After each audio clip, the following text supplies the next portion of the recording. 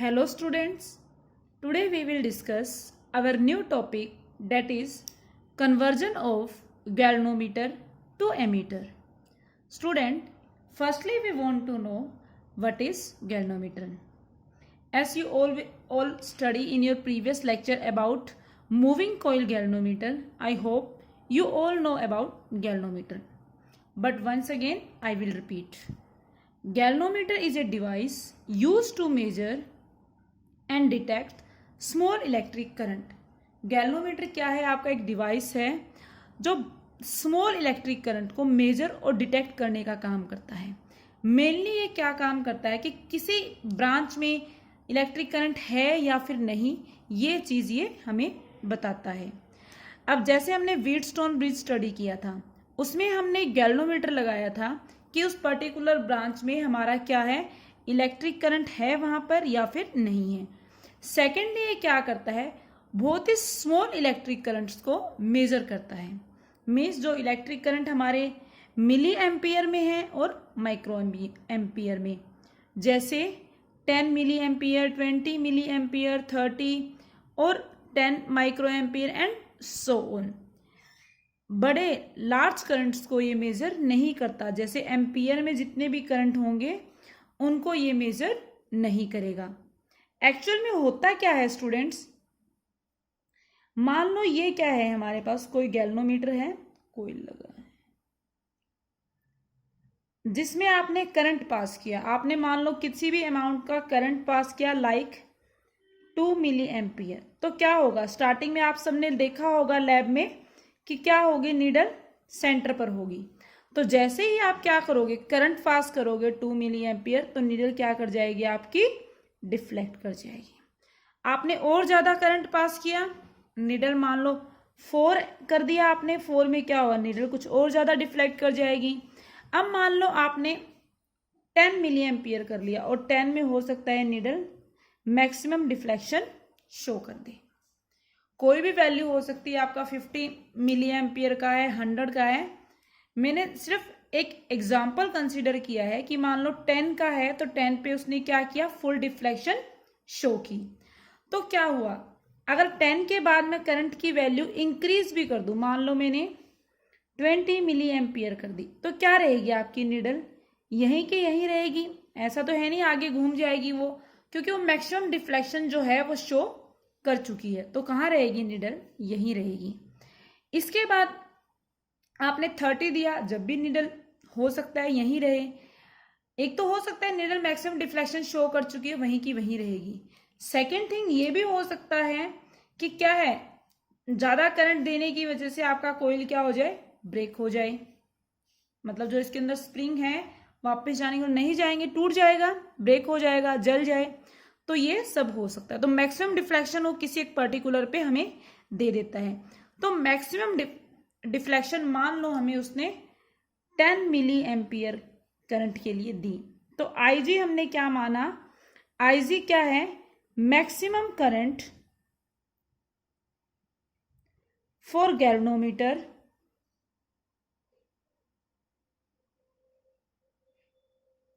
which gives full scale deflection. IG क्या है, maximum current है जिसके लिए गैल्वेनोमीटर क्या देता है, हमें फुल स्केल डिफ्लेक्शन शो करेगा. अभी हम एमीटर की बात करते हैं. As you all know, ammeter is a device used to measure electric current, और we can say in ammeter we can measure big या लार्ज इलेक्ट्रिक करंट. एमीटर में आप क्या, एम्पियर में जो करंट्स हैं, जैसे 1000 एम्पियर हो गया, वो भी हम क्या कर सकते हैं, मेजर कर सकते हैं. तो students, as you all know, ammeter is always connected in series with any appliances. अगर ये हमारे पास मान लो कोई एक बल्ब है, तो इसके साथ एमीटर क्या होगा, हमेशा सीरीज में कनेक्टेड होगा, ना कि पैरेलल में.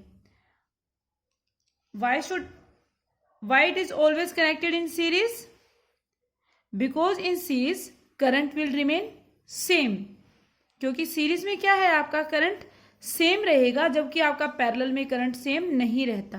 तो इसलिए हम इसको क्या करते हैं, इसको हमेशा सीरीज में ही कनेक्ट करते हैं विद अप्लायंसेस। हमारा टॉपिक है conversion of galvanometer to ammeter.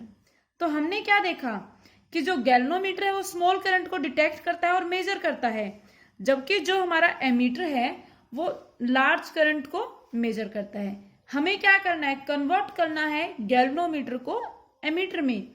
तो हम क्या कर सकते हैं, अगर हम गैल्वेनोमीटर की कैपेसिटी को बढ़ा दें तो एमीटर बन जाएगा। जैसे कि हम अगर गैल्वेनोमीटर की कैपेसिटी को इंक्रीज कर दें तो क्या बन जाएगा, आपका ammeter.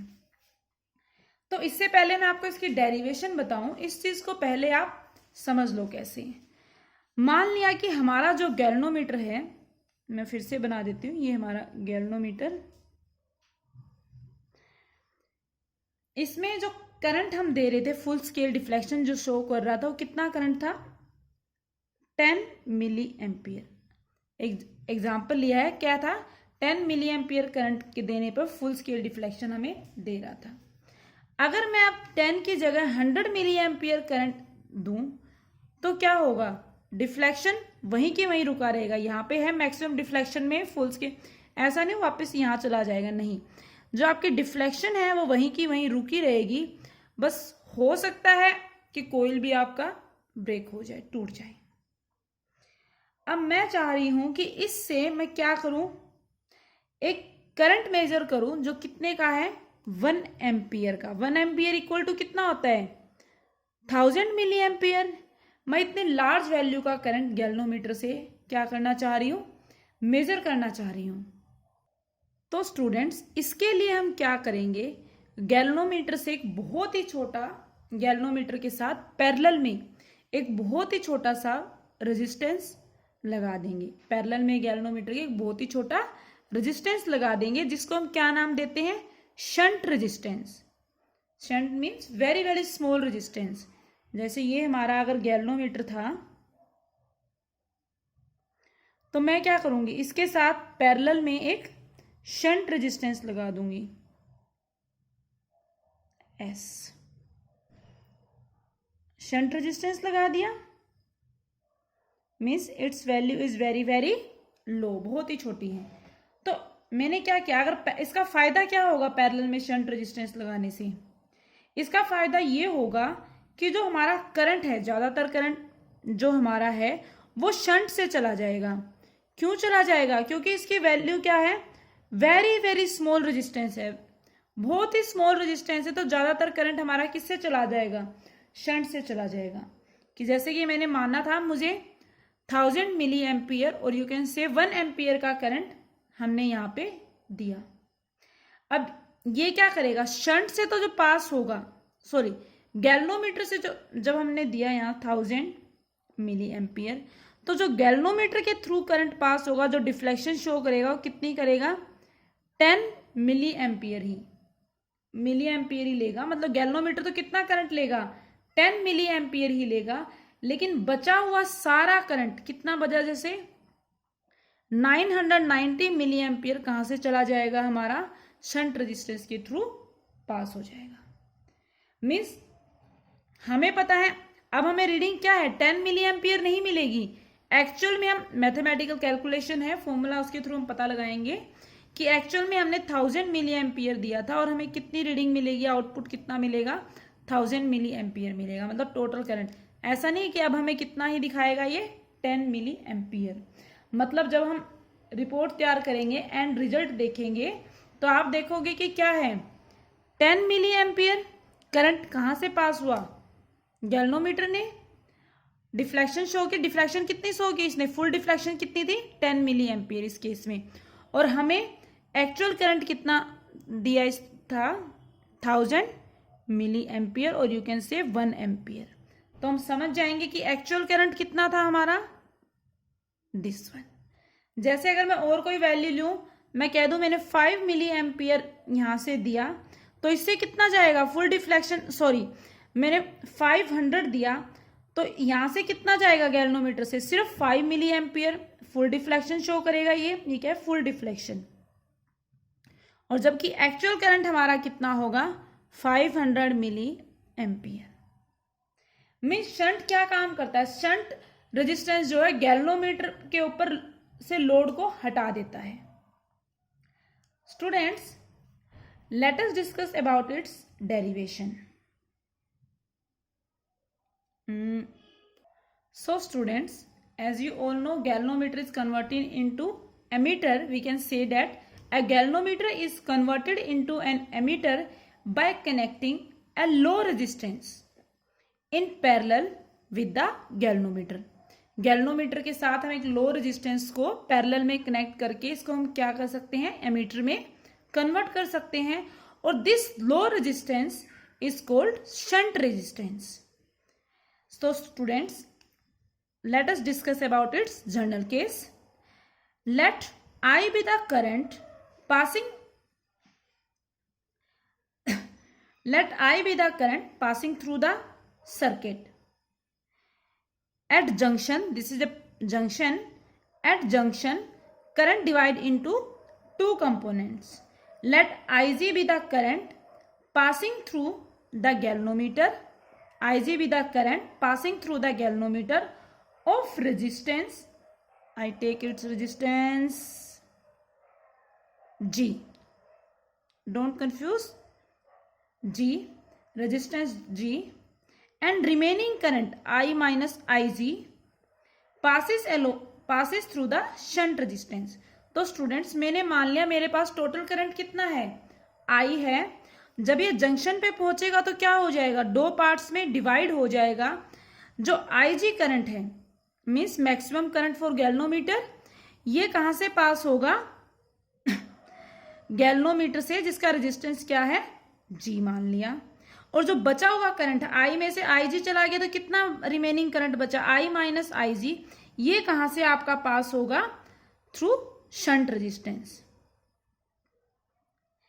As you all know, the value of shunt resistance is so adjusted that current Ig produce full scale diffraction in the galvanometer. हमने शंट की वैल्यू इस तरह से सेट की हुई है, ये क्या दिखाता है, फुल स्केल डिफ्लेक्शन शो करेगा। Students, here you will see that both are connected in parallel. This galvanometer and shunt will connected in parallel, or in case of parallel the potential difference will remain same. So I can say that the potential difference across galvanometer is same as potential difference across shunt resistance.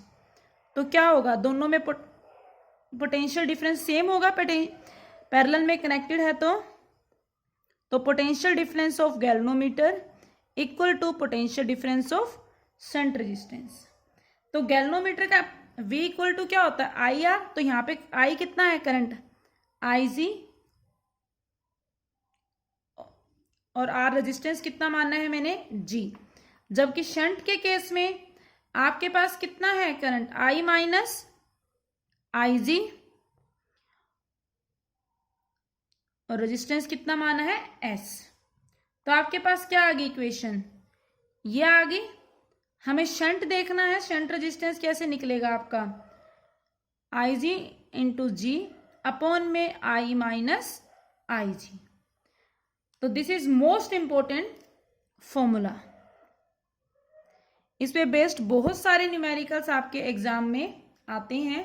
Students, here G क्या है, ये G resistance of coil of galvanometer, galvanometer के coil का resistance, and I क्या है, I actual current.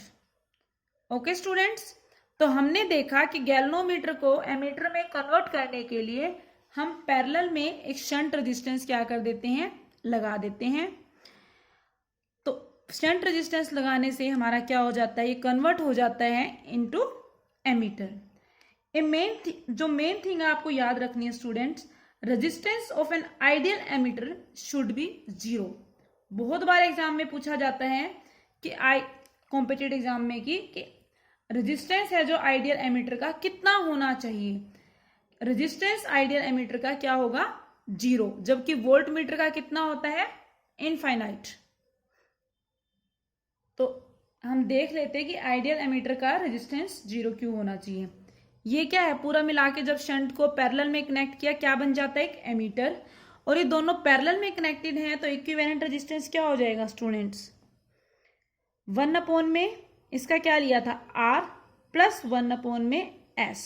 तो क्या आ जाएगा सोल्व करने पे, सॉरी इसका G लिया था हमने GS, तो क्या आ जाएगा GS अपॉन में R G प्लस S, यही आ जाएगा हमारा। तो एमीटर का इक्विवेलेंट रेजिस्टेंस कितना आया आपका, ये आ गया। अब हम देखते हैं क्यों हम कह रहे हैं कि 0 होना चाहिए। स्टूडेंट्स मान लो हमारे पास क्या है, एक बल्ब है, तो बल्ब के कोयल का क्या है, जो रेजिस्टेंस है मैंने मान लिया कितना है 4 ओम है, और इसके साथ मैंने एक बैटरी को अटैच किया और बैटरी का पोटेंशियल डिफरेंस कितना माना मैंने यहाँ पे 12 वोल्ट। रेजिस्टेंस हमें बल्ब के कोयल का पता चल गया, बैटरी का पोटेंशियल डिफरेंस, तो हम करंट निकाल सकते हैं। करंट कितना होगा 12 अपॉन में 4 कितना आ गया 3 एम्पियर। अब जब आप इसके साथ क्या है स्टूडेंट्स, तो हमें करंट कितना मिलना चाहिए यहाँ पे 3 एम्पियर। लेकिन हुआ क्या स्टूडेंट, जब आप इनके साथ सीरीज में एमीटर लगाते हो तो करंट कितना आना चाहिए 3 एम्पियर, बट ऐसा हुआ नहीं क्योंकि करंट सीरीज में है, हमें क्या मिलना चाहिए यहाँ पे भी 3 एम्पियर। बट एक्चुअल में ऐसा कुछ नहीं हुआ। एक्चुअल में हुआ क्या कि जब हमने इसके साथ सीरीज में एमीटर को लगाया, इसका कितना है 4 ओम, यहाँ पे जब एमीटर को हमने लगाया तो हमने देखा जो करंट था हमारा क्या हो गया, कुछ ना कुछ रिड्यूस हो गया। अब ये रिड्यूस किस वजह से हुआ, क्योंकि एमीटर का भी तो खुद का कुछ ना कुछ क्या होगा रेजिस्टेंस होगा, इसका भी तो कुछ ना कुछ रेजिस्टेंस आ रहा है एमीटर का, तो इसका हमने मान लिया कितना आ रहा है इसका रेजिस्टेंस 2 ओम। जब क्या हुआ है सीरीज में कनेक्टेड है 4 + 2, तो स्टूडेंट्स ये दोनों सीरीज में कनेक्टेड हैं, सीरीज में कनेक्टेड हैं तो कितना हो गया रेजिस्टेंस 6, तो 12 अपॉन में 6 कितना आ गया करंट 2 एम्पियर। तो हमने देखा resistance of ammeter decrease the current of appliances, और इस प्रॉब्लम को ओवरकम करने के लिए हमने शंट लगाया। ड्यू टू शंट जो हमारा इक्विवेलेंट रेजिस्टेंस है वो प्रैक्टिकली क्या हो जाता है, practically tends equal to 0, approaches to 0, हम टोटली नहीं कह सकते, practically it approaches to 0, or ideally we can say that its equivalent resistance is equal to 0। तो इसलिए हम कहते हैं an ideal emitter, the resistance of an ideal emitter should be 0। Okay students, tomorrow we will study conversion of galvanometer to voltmeter. That's all for today।